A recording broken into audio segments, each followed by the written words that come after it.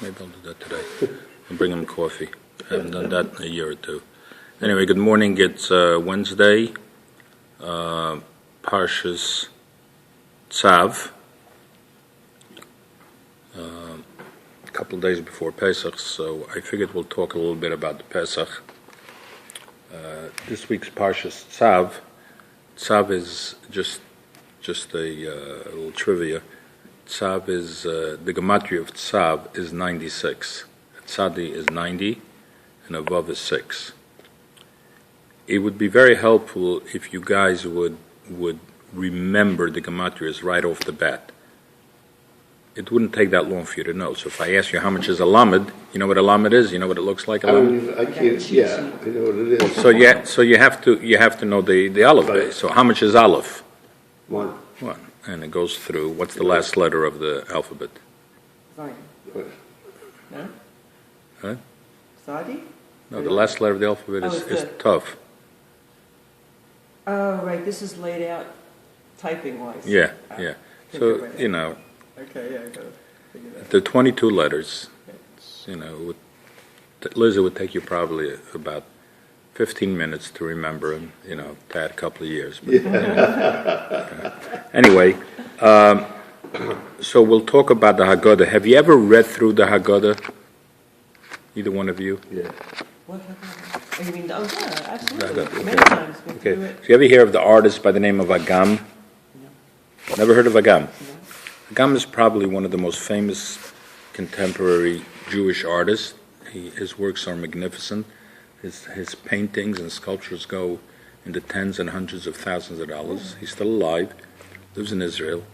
I'd like to meet him one day. Maybe I did meet him once in New York. I don't Where does he remember. live in Israel? Maybe Tzfat, I don't know. Anyway, so Google him, and you'll see some of his works. This is an Agam Haggadah, where he has some of his artwork integrated. I know you can see it. It's a gift for you guys. Oh, wow, thank you. Okay, be careful with it. It's worth about 30,000. So, yens. Oh, wow. Yeah, I've never seen his work before. Yeah. I mean, it doesn't even look familiar. Okay, so the Haggadah, what does the word Haggadah mean? Haggadah means story. Okay? There are many mitzvahs that we do at the Seder. Can you think of one? The matzah. Keep coming. 4 cups of wine. 4 cups of ask wine. a couple of questions. Well, asking the questions, we'll talk about that in a second. Okay. But there's the mor, the matzah, kiddush, you make kiddush. One of the mitzvahs is to tell over the story of the exile, the exodus of Egypt. And that's Haggadah. Haggadah means to say, to speak, to relate the story. And everything we do on the night of the Seder is motivated by one theme. And that the theme of that is, so, in Hebrew I'll say it first, Kedei she'ishalu atinokas, so the children will ask. They'll ask questions. Asking questions will provoke parents to give the answers, and incorporated in those answers will be the saga of the Jewish people during their enslavement and the miraculous exodus, and it's supposed to inspire us. As the Haggadah says, we'll refer to the Haggadah almost as it's a person. As the Haggadah says, that in each generation we have to consider ourselves as we ourselves came out of Egypt. We have to put ourselves in that mindset. Now, there are a bunch of questions. There are so many questions. There are more questions than answers, and on each question there's multitudes of answers, yet there's still so many questions. I know that sounded like a paradox. Anyway, just a cute little joke that I recently heard. There are things that we do on Pesach that we do them out of rote, and we don't even realize that what we're doing them, and we don't equate them with necessarily with historical or actually mitzvahs, historical events or mitzvahs. So there's this cute story about, because we just elected the new pope, that there was a tradition when the first pope was elected that the chief rabbi of Rome would come to visit him, and this is what's related, what happened. He came in and he brought in a silver platter, and on the silver platter there was this beautiful red cushion, and on it was an envelope, and he would bring this to the new pope as a gesture of, maybe some sort of a gift, we don't know. And the Pope, very sheepishly and humbly, went like this,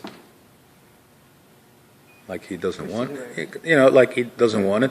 And the rabbi walked back out with that. And so when the next Pope was elected, they figured this is some kind of a very holy tradition. So the chief rabbi then brought it to the next Pope, and they knew this is what happened, so they reenacted the same scene.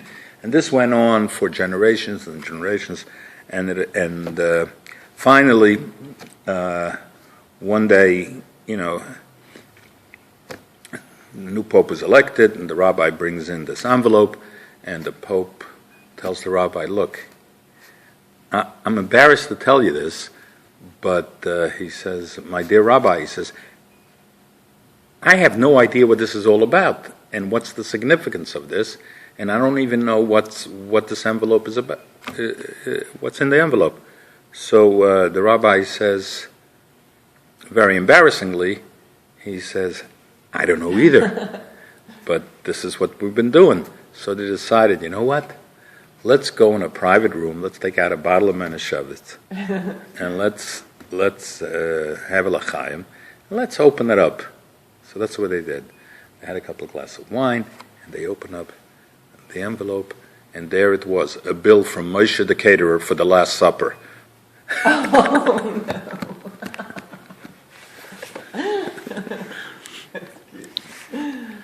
Okay, so that's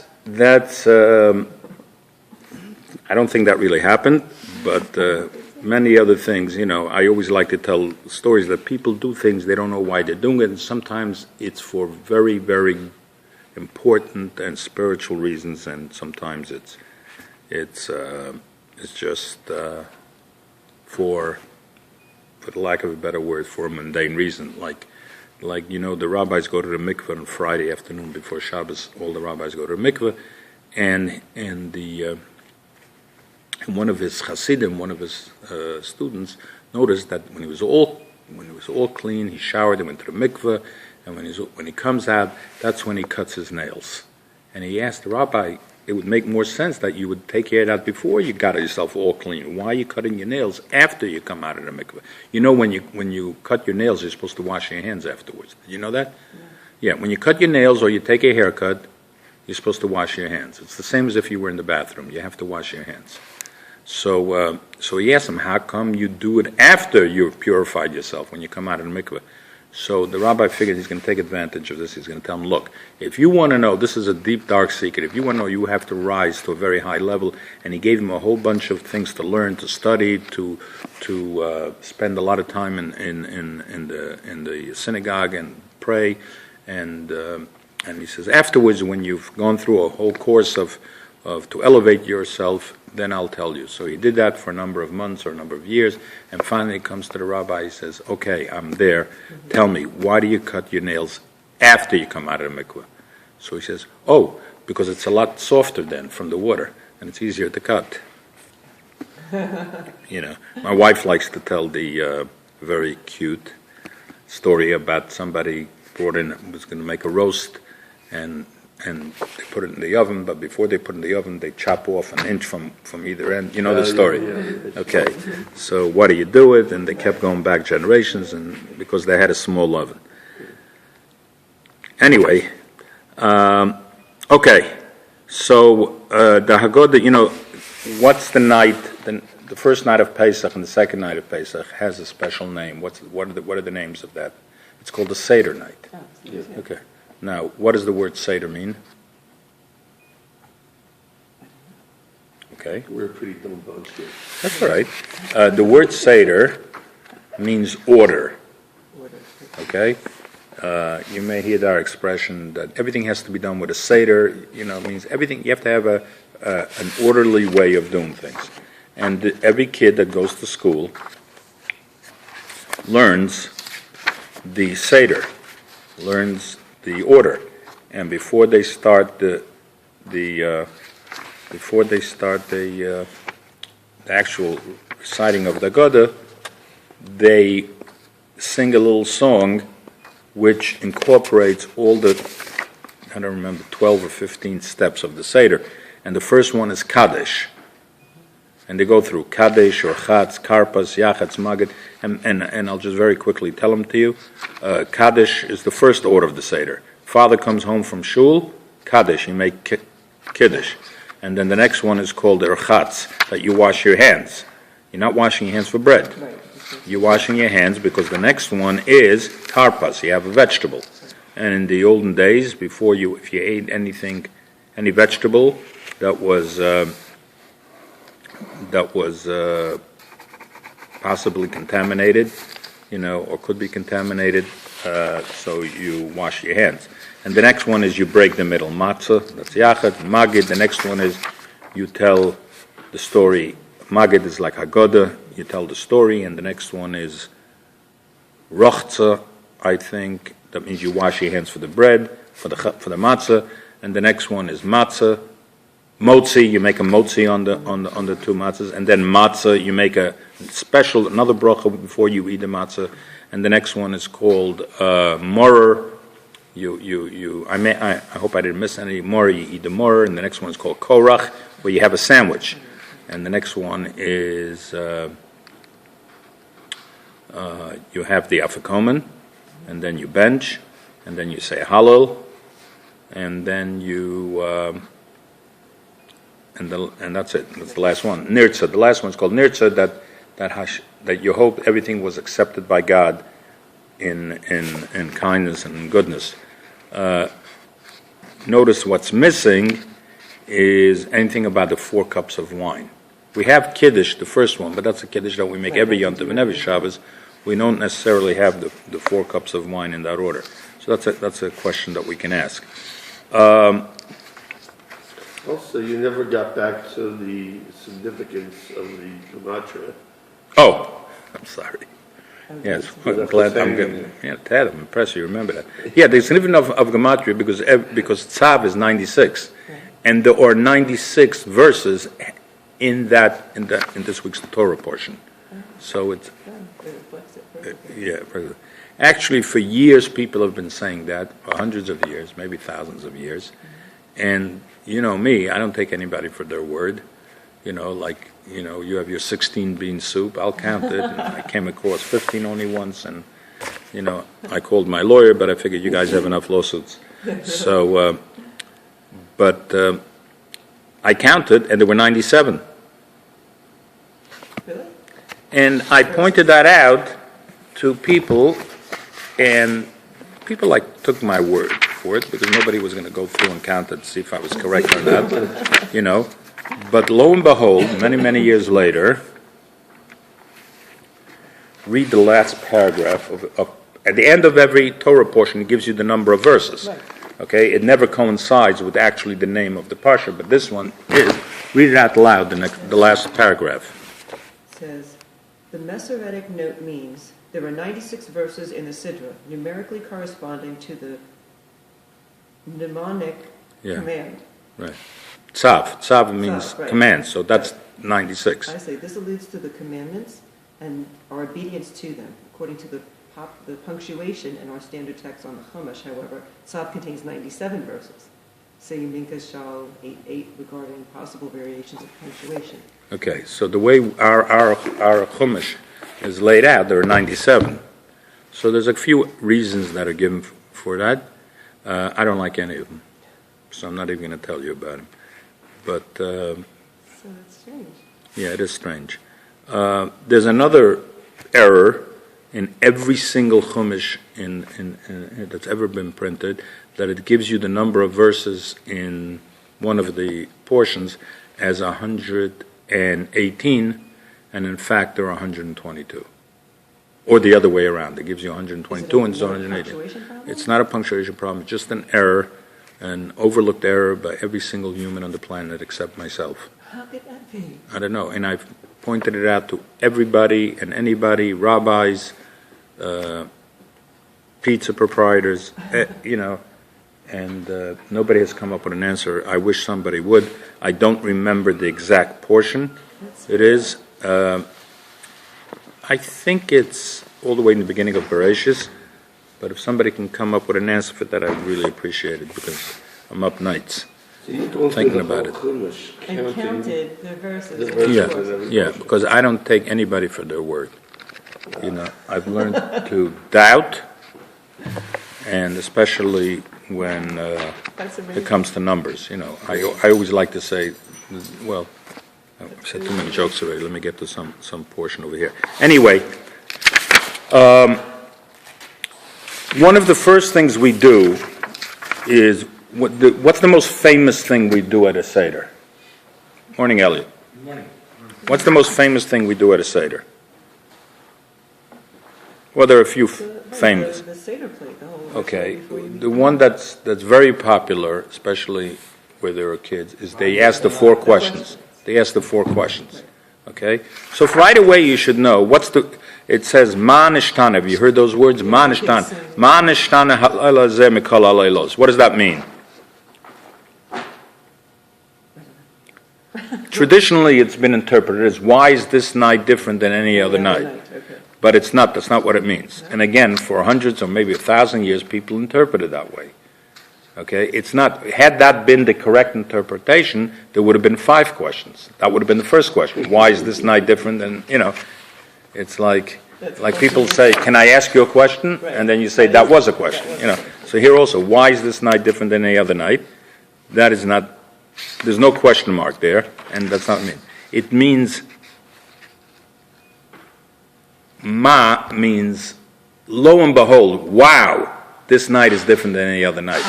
And then you go on, you ask the 4 questions to clarify what you meant by that, what's so different and exciting. But it's not a question. Okay. Now, that's the beginning of that's not actually the beginning of the Agada as well. The beginning of the Agada is the paragraph right afterwards, where it says, Avodim hayinu l'paro b'Mitzrayim. We were slaves to Pharaoh in Egypt, and that's the beginning of the recitation. Is that a word? Recitation? Reciting? Okay. Recitation? Yeah, If not, we've just made it one. That's the beginning where we tell the story of the Exodus. So it's interesting. We asked the 4 questions. First question is why we only eat matzah and no chametz. The next question is why it says in all nights of the year we eat all kinds of vegetables, but tonight we eat more. Okay, which is inaccurate because we eat we eat all kinds of vegetables tonight also, and sometimes we have horseradish during the year. So these are all good questions. The next one is why during the whole year we don't dip once. And tonight we dip twice. We dip the vegetable in salt water, and we dip the maror in the charoses. The charoses is a mixture of nuts and wine and cinnamon and all kinds of things my wife can't have. So that's the third question, which is inaccurate as well, because we do dip a whole year. Just ketchup, And the next one is why during the year we eat leaning or sitting, and tonight we only eat leaning, which again is not exactly accurate, but I'm just raising a lot of questions today. But before we even start the questions, there's one thing we do from the Haggadah that we recite, and that is a very famous paragraph. It's in Aramaic. It's called Holach Ma'anya.